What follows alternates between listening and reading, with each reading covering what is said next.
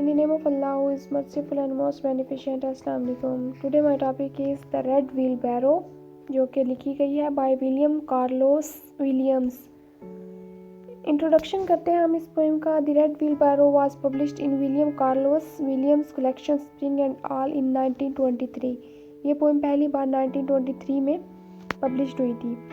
Examples of new इमेजिनिज्म वो चीज़ होती है जैसे कि इंसान ने कुछ देखा है फिर उसके बारे में लिखा है। तो विलियम ने कुछ देखा था, इस पोएम का जो थीम है उसको इन्होंने अपनी आंखों से ऑब्जर्व किया फिर लिखा है। एग्जाम्पल इसलिए हम कह रहे हैं न्यू इमेजिनिज्म की एग्जाम्पल है ये वाली poem. Red wheelbarrow is free verse. Red wheelbarrow एक जो जनरा है इसका वो फ्री वर्स है। The poem is free verse. Free verse is a literary device that can be defined as poetry free from limitations of regular matter or rhyme and does not rhyme with fixed forms. Means कि इसमें किसी किस्म की limitations नहीं होती। आप metres जो उसके शेर होते हैं उनको बढ़ा चढ़ा सकते हैं, उनको छोटा कर सकते हैं, किसी भी तरह से चेंज कर सकते हैं। मीन्स के रूल्स लागू नहीं होते हमारी ऐसी पोएम को हम फ्री वर्स कहते हैं। Free words are without any type of music, और ऐसी पोएम में किसी टाइप का म्यूज़िक नहीं ऐड होता। हम अपनी पोएम का जो टेक्स्ट है वो एक बार रीड आउट कर लेते हैं, उसके बाद फिर हम अपने इसके थीम्स की तरफ चलेंगे। हमारा टेक्स्ट है, so much depends upon a red wheel barrow glazed with rain water beside the white chickens.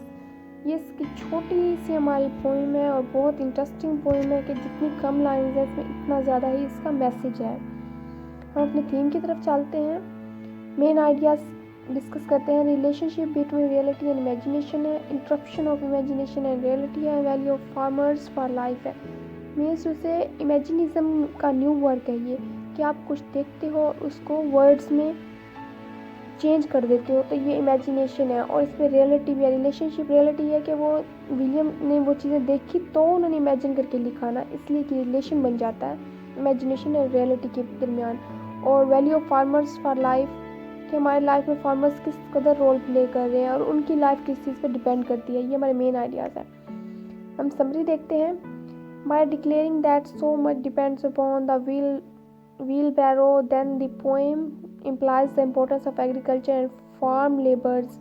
Means कि ये पोएम जो है हमें एक किस्म का मैसेज दे रही है कि व्हील बारो उतना इम्पोर्टेंट है फार्मर्स के लिए जितने फार्मर्स इम्पोर्टेंट हैं हमारे लिए, क्योंकि उनके बिना हमारे पास फूड नहीं आ सकता और व्हील बैरो के बिना वो लोग काम नहीं कर सकते खेतों में। It shows that life of farmer depends upon.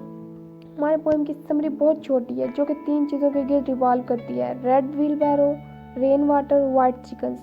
Red wheel बैरो से वो ज़मीन बनाते हैं, रेन आती है उससे भी उन फार्मर्स को फ़ायदा पहुंचता है, वाइट चिकन से वो अपने घर चलाते हैं। एक ज़माना ऐसा भी था कि चीन में सिर्फ चिकन्स जो थे उनके ज़रिए वो लोग अपनी ख़रीदारी करते थे।